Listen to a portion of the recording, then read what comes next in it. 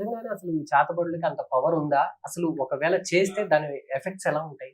వాస్తవానికైతే అయ్యా, చేతపడి అనేది ఇప్పుడు కుటుంబాలలో కొంతమందిని ఇబ్బందులు చేస్తూ, సమస్త ఇబ్బందులకు గురి చేస్తూ, మనసులకి మనశ్శాంతి లేకోకుండా అసలు అది ఉన్నదా లేదా అని కూడా చాలా మంది విచారించుకుంటూ బాధతోనే కొన్ని రకాలుగా ఆలోచనలతోనే నువ్వు కూడా అదే ప్రశ్న అడుగుతూ వస్తూ ఉన్నావు. వాస్తవానికైతే అయ్యా, శాతబడి, క్షుద్ర పూజ, చెల్లంగి ఇలాంటి కొన్నికి సంబంధించిన సమస్యల వల్ల కొంతమంది బాధపడుతూ మనశ్శాంతి లేక, ఆరోగ్య శాంతి లేక, కుటుంబ శాంతి లేక, ఏం చేయాలో తెలియక కుటుంబంలో అనారోగ్య పాలవుతూ, వృధా ఖర్చులు అవుతూ, చేసే పనికి అభివృద్ధి లేకోకుండా, మనశ్శాంతి అనేది లేకోకుండా కుటుంబంలో కొంతమంది అల్లకల్లోలం అవుతూ బాధలు పడుతూ ఉంటారు. వాస్తవానికైతే చేతబడిలో ఉండవలసిన సమస్యలు ఎలా ఉంటాయనంటే, మనిషికి ఎదుగుదల అనేది ఆగిపోతుంది, మనశ్శాంతి అనేది ఉండదు, ప్రశాంతత కోల్పోతాడు, ఎంత చేసినా కానీ అభివృద్ధి చెందడు. అలాంటి సమస్యల వల్ల కొంతమంది చాలా వరకు అవస్థలు పడుతూ ఉన్నారు.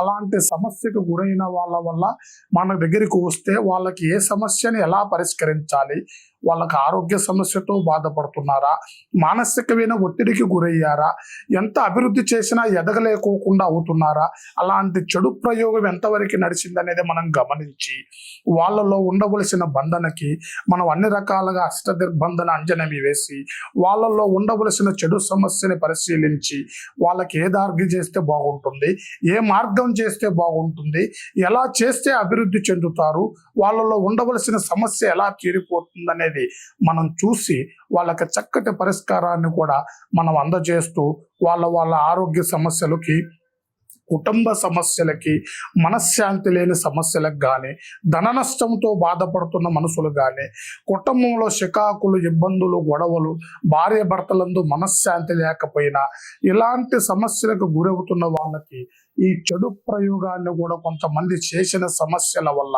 చాలా మంది నలిగిపోతూ ఉంటారు. వాళ్ళు మనల్ని సంప్రదిస్తే వాళ్ళకి ఏ విధంగా వాళ్ళకి పరిష్కరించాలో మనం చూసి వాళ్ళకి ఖచ్చితమైన మార్గాన్ని చేసి ఆ చెడు ప్రయోగాన్ని మనం దూరం చేయగలుగుతామయ్యా.